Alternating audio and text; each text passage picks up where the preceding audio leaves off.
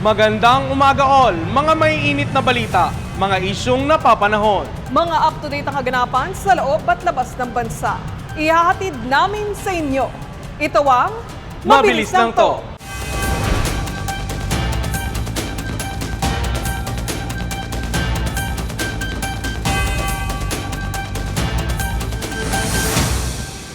News update muna tayo, siguraduhin na may dala kayong payong dahil nakataas ang yellow rainfall warning sa Zambales at Bataan ayon sa Pag-asa.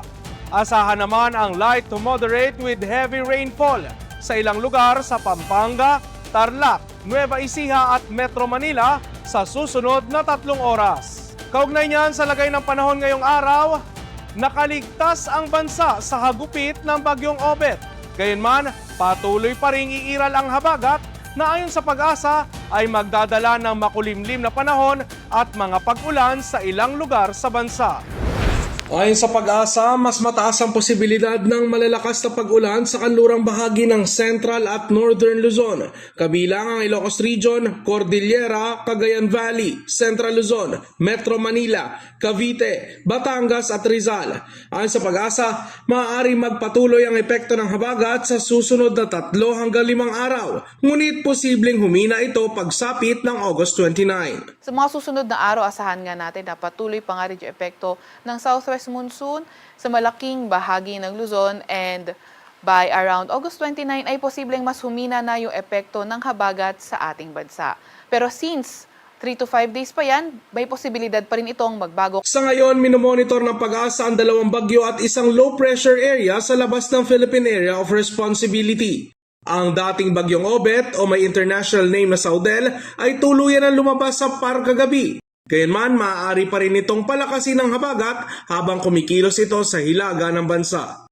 Nasa labas din ng par ang tropical depression na may international name na Atsani na patungong hilaga. Dahil malapit ito sa boundary ng par, hindi inaalis ng Pag-asa ang posibilidad na makapasok ito sa Philippine Area of Responsibility.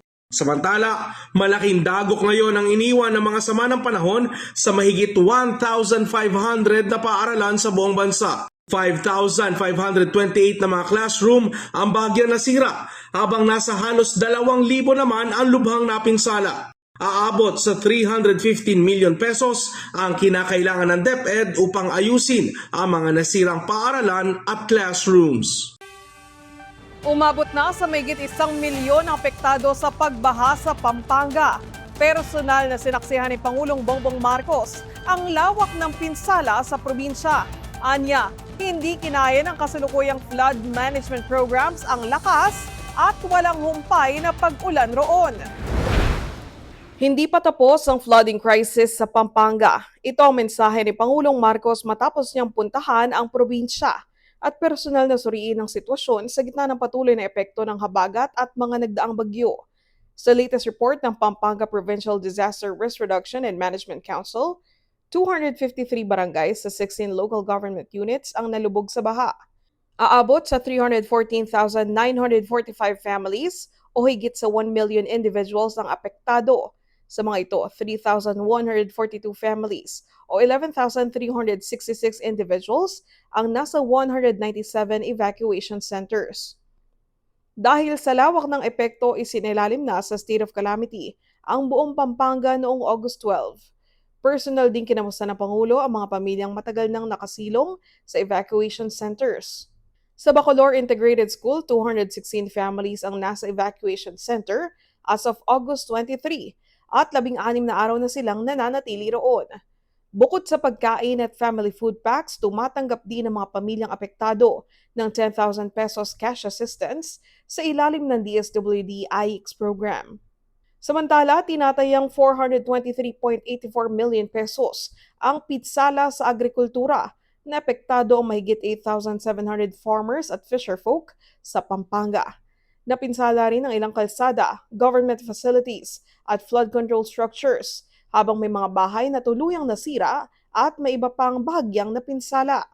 Kailangan din natin maunawaan na hindi lang dahil sa problema ng flood control project, kung hindi pati na sa lakas talaga ng ulan na hindi pa natin nakita sa kasaysayan ng Pilipinas. Ito ay ang naging resulta ng climate change. Kailangan maunawaan din ng tao na yung climate change ay talagang nandito na at dyan tayo naapektuhan. Kaya hindi raw pwedeng repair lang ng repair. Binabantayan rin ng pamahalaan ang panahon dahil kung magre-repair ngayon at muling bumuhos ang malakas na ulan, posibleng masira lang din ang mga bagong gawa. Para naman sa long-term plan ng pamahalaan kontra baha, Isang long-term plan ay gumawa ng dike na kalsada mula sa malayo yung aming tinitingnan hanggang Pilar sa Bataan. This is the long-term plan sa kasalukuyan na pinag-aaralan ngayon natin. That is about 100 kilometers, kaya medyo matatagalan, pero pinag-aaralan na natin para at the very least, meron tayong plano at meron na tayong masisimulan doon sa napakahaba na gagawin na dike na kalsada para maharang ang tubig na nanggagaling sa dagat sa Manila Bay. kabilang rin sa plano ng administrasyon ang 5 Sabo River Dam sa Nueva Ecija para bagalan ang agos ng tubig mula sa Sierra Madre, mabawasan ang siltation, at makapag-ipon ng tubig para sa household, industrial at agricultural use. Sa sports balita, makakalaban ni Pinay tennis star Alex Ayala at Felix Ogar Aliasim ang real-life tandem ni Elina Svitolina at Gael Monfils sa main draw ng Mixed Doubles US Open. Ayala kinumpirma na sasabak siya sa Singapore Open. It's official! Umakyat na sa 8th spot ang WTA ranking ni Pinay tennis star Alex Ayala. Ito ang panibagong career high ni Ayala bago sumabak sa US Open matapos ang kanyang magandang run sa Cincinnati Open. Sa kanyang mixed doubles campaign, makakaharap nila Ayala at Ogar Aliassime, ang real-life partners na sina Elina Svitolina at Gael Monfils sa main draw. Una nang nasabi ni Aliassime sa isang panayam sa Tennis Channel na excited siya na ma-experience ang Ayala effect. It's a great opportunity because obviously I didn't play last year, but this time around to kind of feel what it's like to have the Ayala effect and fan base behind me, it's gonna be funny because she's younger than me, but I feel like I'm the one that's like, you know, she has the fan base, right? Like she's carrying the crowd, so it's gonna be interesting. Samantala, dinumog ng mga tennis fans si Ayala. Sa kanyang IG post, nagpasalamat ito sa mga fans na may caption na lovely start to the week. Kinumpirma na rin ni Ayala na sasabak ito sa Singapore Open matapos ang Grand Slam event sa US.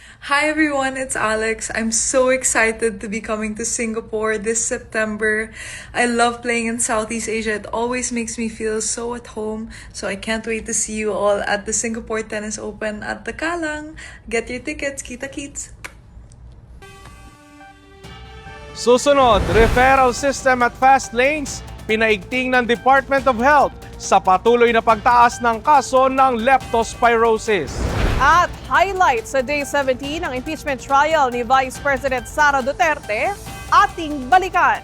Alamin yan sa pagbabalik ng Mabilis Lang To.